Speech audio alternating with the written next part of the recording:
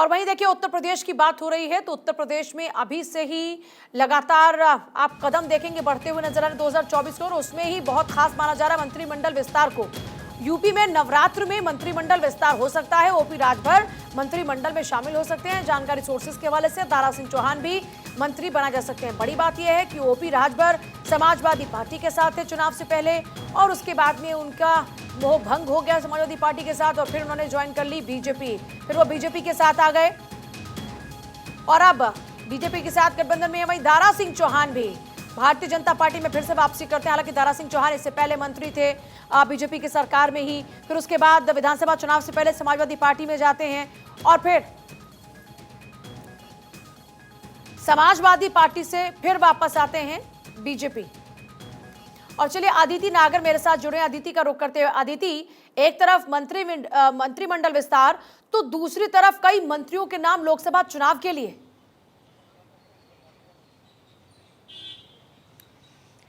देखिए, कई बार दरअसल ये ज़रूरी भी होता है।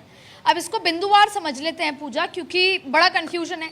एक तरफ तो 2023 के चुनाव, एक तरफ मंत्रिमंडल विस्तार, और दूसरी तरफ कई लोगों को मंत्रिमंडल में अगर जगह नहीं मिलेगी तो उन्हें बैलेंस कैसे किया जा रहा है। अब ये आपस में चीज़ें मिली हुई हैं। एक बार हम बिंदुवार ऐसे समझते हैं कि आप देखो भारतीय जनता पार्टी की स्ट्रैटेजी क्या है। भारतीय जनता पार्टी को 2024 का ही लक्ष्य दिख रहा है, चाहे फिर वो 2023 से होते हुए निकलता। अब 2023 में हिंदी बेल्ट जो है, मध्य प्रदेश, छत्तीसगढ़, राजस्थान खास तौर पे अगर जिक्र करें तो यहाँ पर बड़े अचानचूक तरीके से टिकट दी जा रही है। एक तरफ तो बागियों को टिकट दी है, जो 2018 में बागी थे उनको टिकट दे दी। दूसरा, सांसदों को टिकट दे दी। मध्य प्रदेश में डिफिकल्ट सीट्स पर सांसदों को टिकट दी, और राजस्थान में भी लगभग डिफिकल्ट सीट्स पे जहाँ पे वो नहीं जीते थे वहाँ पर दी। दिया कुमारी को अगर छोड़ दे तो वहाँ दी जा रही है।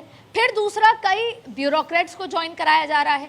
फिर तीसरी बात है कि कई ऐसे हैं जो पुराने हैं पर उनको दिया जा रहा है। उनको इसलिए दिया जा रहा है क्योंकि एक तो सर्वे में उनका नाम आया है, और दूसरा इसलिए कि कोई नाराजगी की वजह से गुटबाजी ना हो और गुटबाजी का खामियाजा ना भुगतना पड़े। एक और चीज समझते हैं, कर्नाटक से भाजपा ने ये सीखा। पहले होता था कर्नाटक चुनाव तक क्या होता था, नरेंद्र मोदी के चेहरे पर चुनाव लड़ा जाएगा, लेकिन कर्नाटक में हारे, सवाल नरेंद्र मोदी के चेहरे पर आया। तो अब थोड़ा सा बदलाव हुआ है, अब है नरेंद्र मोदी के नेतृत्व में चुनाव लड़ा जाएगा और कलेक्टिव लीडरशिप में। और अब इस कलेक्टिव लीडरशिप में कोई एक चेहरा आगे नहीं है, कोई रमन सिंह, कोई शिवराज सिंह चौहान और कोई वसुंधरा नहीं है, यहाँ पे कलेक्टिव चेहरे। अब आपने मुझसे सवाल किया 2024 में उत्तर प्रदेश 80 सीटें, लोकसभा चुनाव और मंत्रियों को लोकसभा की टिकट। तो दरअसल इसको अगर समझे बेहतर तरीके से तो मुद्दा ये है कि जीतने के लिए एक तो 6 सर्वे हो चुके हैं ऑलरेडी, और इस सर्वे में ना सिर्फ उत्तर प्रदेश, महाराष्ट्र, बिहार, बल्कि वेस्ट बंगाल तक में भी नए चेहरों को उतारने की बात आई है। या तो नए चेहरों को उतारा जाए या जातियों के दिग्गजों को उतारा जाए। जैसे आपने अभी इसमें जितिन प्रसाद का जिक्र किया, उनको कांग्रेस से लेकर आए थे, अब उनको लोकसभा की टिकट दी जाएगी। आरपीएन सिंह। तो दरअसल बात यह है कि लोकसभा में कई ऐसे चेहरे दिखेंगे जो पहले तो नए होंगे, क्योंकि एग्जिस्टिंग लोकसभा के कैंडिडेट्स को कईयों की टिकट कट सकती है। तो ऐसे में एक तो नए चेहरे होंगे, दूसरी पार्टी से आए हुए होंगे अगर वो जातीय समीकरण के लिहाज से बहुत दिग्गज होंगे, और तीसरे वो मंत्री जिनका जिक्र आपने किया है, वो मंत्री अपने इलाके, ना सिर्फ अपने इलाके में लेकिन जातिगत आधार पर उनका वर्चस्व पूरे प्रदेश में होगा, तो उनको लोकसभा लड़ाया जाएगा। लबोलुबाब ये है, जो जिताऊ उम्मीदवार होगा वो भारतीय जनता पार्टी उसको जमीन पर उतारेगी। 543 सीट्स में एक एक सीट को बारीकी से समझा जा रहा है। यही वजह है कि जो 161 सीटें थी जो डी कैटेगरी की थी, जहां पर बीजेपी नहीं जीत रही थी, वहां पर भी पहले से प्रत्याशी तय है, उनकी तैयारी है, उन पे जमीन पे काम हो रहा है, संघ भी काम कर रही है। तो ऐसे में बहुत सारे अचानक चीजें बदलेंगी। और आखिरी लाइन में मैं कहना चाहूंगी कि उत्तर प्रदेश बहुत महत्वपूर्ण है। ओबीसी आरक्षण। अदिति, आपके पास आ रहे एहतेशाम सिद्दीकी भी हमारे साथ में है। एहतेशाम, जब ओपी राजभर, दारा सिंह चौहान पार्टी में आए थे, पार्टी के साथ आए थे ओपी राजभर और दारा सिंह चौहान जब आ गए पार्टी में, तो ये तय माना जा रहा था कि इनकी यहाँ पर वापसी, क्योंकि दोनों ही बीजेपी के साथ रहे, इनकी वापसी का मतलब साफ है कि जब मंत्रिमंडल विस्तार होगा इनका नाम सामने होगा। बीजेपी क्लियर नहीं कर रही, लेकिन ओपी राजभर खुद अपने नाम का दावा कर रहे हैं।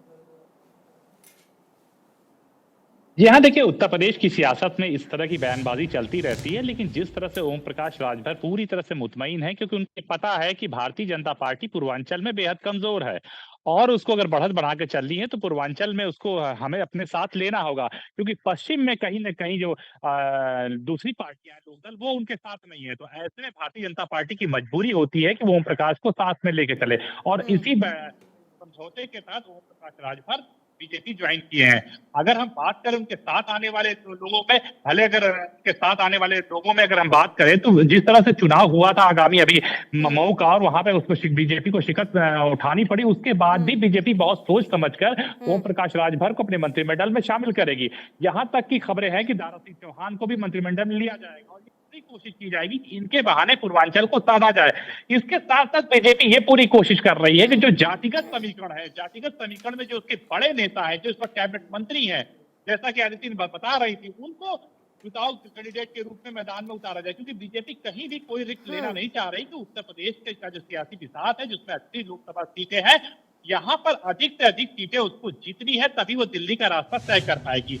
ऐसे में लगातार यहाँ पे हर जातियों को साधने की कोशिश की जा रही है, हर बैलेंस को देखने की कोशिश की जा रही है। ठीक चाहे है, वो बहुत बहुत ही शुक्रिया एहतेशाम आपका फिलहाल पूरी जानकारी के लिए। देखिए, जब आप विधानसभा चुनाव की बात करते हैं यूपी की, तो अखिलेश यादव ने स्ट्रैटेजी बनाई कि हम छोटे जो दल हैं उनके साथ में जाएंगे और उनकी वो स्ट्रैटेजी काफी हद तक, हमें अभी जीते नहीं, सरकार नहीं बना पाए, लेकिन कंपैरेटिवली परफॉर्मेंस समाजवादी पार्टी का अपने गठबंधन दलों के साथ में अच्छा रहा।